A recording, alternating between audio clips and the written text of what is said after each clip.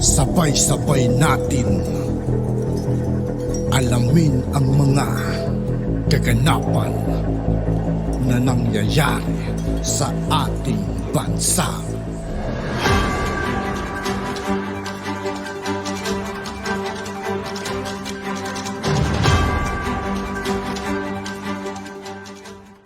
Yo, what's up mga kaibigan? This is I2K po again. Ngayon nandito naman ulit tayo sa channel ni Kabayan News PH. Dito naman ulit tayo magbibigay ng komento at reaksyon. Kaya samahan nyo ako guys. Let's go! Mga kabayan, matapos manindigan ang pamahalaan ni Pangulong Bongbong Marcos Jr. at ang Department of Justice sa liderato nitong si Justice Secretary Boy Remulla na wala ng jurisdiksyon ang ICC at hindi na sila dapat manghimasok sa bansa kaugnay sa investigasyon na gagawin nila sa extrajudicial killing ni dating Pangulong Duterte. Sa kabila nito, hindi nagpaawat ang kampo ni De Lima at sinabi niya na hinihintay na lang niya ang opisyal na komunikasyon ng International Criminal Court o ICC at handa siyang makipagtulungan dito.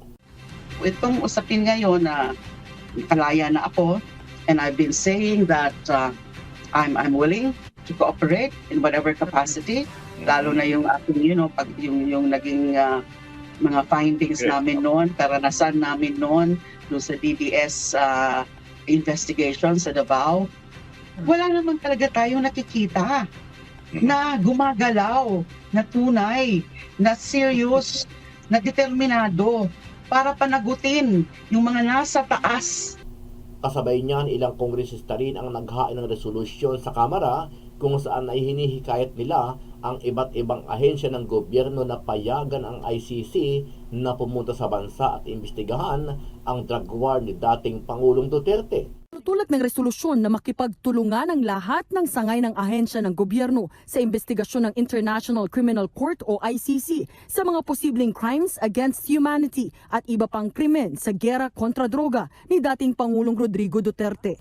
Ano ang masasabi mo dito, kabayan? Sang-ayon ka ba sa ipinaglalaban ni De Lima na ituloy ang investigasyon ng ICC laban naman dito kay dating Pangulong Duterte?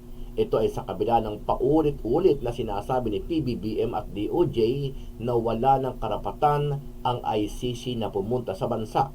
Sama-sama nating panuorin ang buong video at pakicomment nyo po ang inyong mga reaksyon at sariling opinyon. Pero bago yan, muli po, Sa lahat ng hindi pa nakasubscribe mga kaibigan kay Kabayan News PH, mag-subscribe na po tayo at huwag nyo rin pong kalimutan mag-subscribe dito sa aking channel.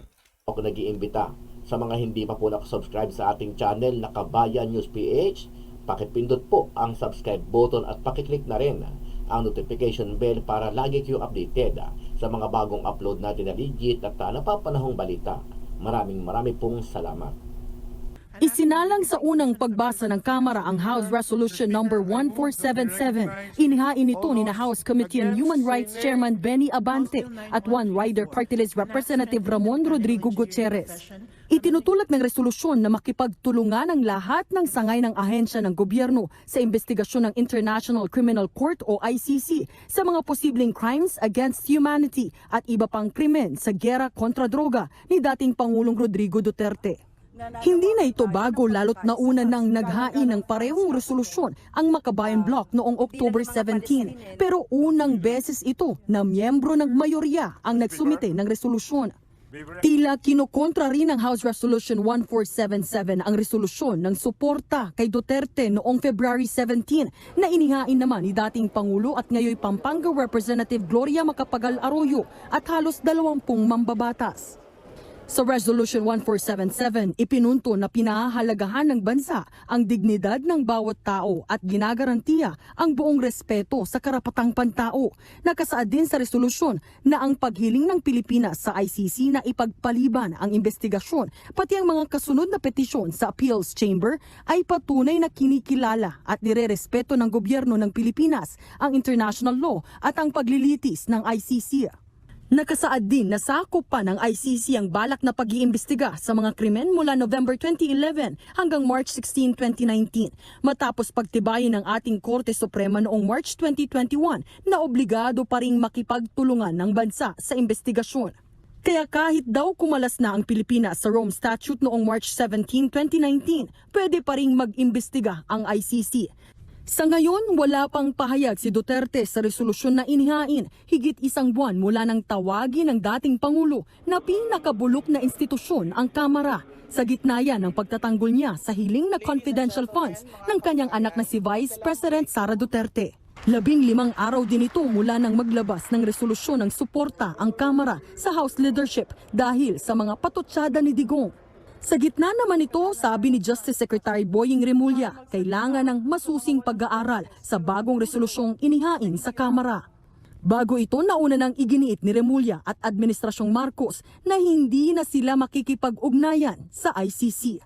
Inihayag ni dating Senador Leila de Lima na naghihintay na lang siya ng opisyal na komunikasyon mula sa International Criminal Court o ICC para sa pagpapatuloy ng investigasyon sa war on drugs ng nagdaang administrasyon ni dating Pangulong Rodrigo Duterte.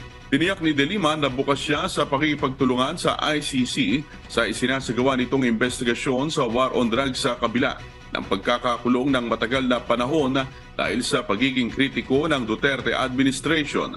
Gayit pa ng dating mambabatas, may jurisdiction pa rin ang ICC sa Pilipinas at may dapat managot ng mga matataas na dating opisyal ng pamahalaan sa madugong laban kontra iligal na droga.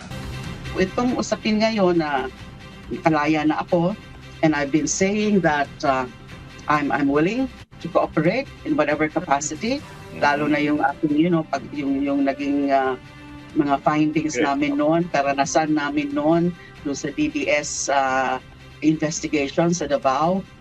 Wala naman talaga tayong nakikita na gumagalaw, na tunay, na serious, na determinado para panagutin yung mga nasa taas. Leila de Lima, mga kaibigan, di mapakali.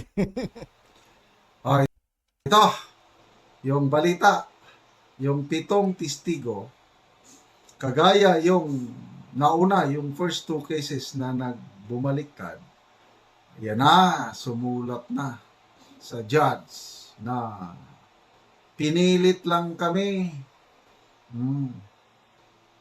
Natakot kami sa buhay namin, kaya nagtestigo kami. Ayun. Bago lang, mga 2 weeks, o last week lang, may tumawag sa akin. Sabi niya, General, wala na. Lotong Macau na. Sabi ko, bakit? Kasi yung mga testigo against kay De Lima, itong pangatlong kaso, ang iba kakilala ko. Nako, binayaran na sila ng 15 million pesos each. At isinipti na sa isang safety lugar para hindi na sila. Yun yung natanggap kong tawag. Tawag lang yun, ha? These are all allegations. Kaya lang, sinasabi ko lang, sabi naman ni Attorney Harry Roque, presidential spokesman nung panahon yun, nakausap niya yung mga testigo at very credible. Naniniwala sa Attorney Roque na may nagsasabi ng totoo itong mga testigo. Kaya nga, nagkaroon ng probable cause. Dahil may semblance ng katotohanan yung testimonya ng mga testigo. At naisampa ang kaso. Bakit ngayon? Biglang nagbago ang ihip ng hangin. Yun na. Punta na tayo kay Maharlika. Mga 2 days bago ma-approve yung petition for bail ni De Lima, nagsabi na si Maharlika na, okay, bantayan ninyo. Ilalabas nila si De Lima. Sino yung nila? Ang palasyo. Kasi gagamitin yan si De Lima para siraan si isang mga Duterte para umusad ang Pero kahit anong sabihin ni De Lima, mga kaibigan, sino pa ba maniniwala ron ng mga kaibigan, di ba? ICC investigation. Si De Lima ang number 1 na magdidiin kay PRRD kapag pumasok na ang ICC dito sa Pilipinas. Yan ang sabi ni Marlica, galing sa kanyang puting ahas. O kailan pa nagkamali yung mga puting ahas ni Marlica? Halos lahat nagkakatotoo yung sinasabi ni Marlica. Kaya ako, expected ko na ito. Wala lang. Nalulungkot lang dahil ang hustisya sa Pilipinas is, sabi ko nga, patay na. Lotong Macau lahat ito. So ano pang aasahan natin? Di pasensya. Ang tanong, agresibo ba ang mga prosecutors ngayon para magpetisyon, para mag-inhibit itong Judge Hiner Hito na paboritong estudyante ni De Lima? I don't know. Wala akong nakikitang move ng mga prosecutors eh.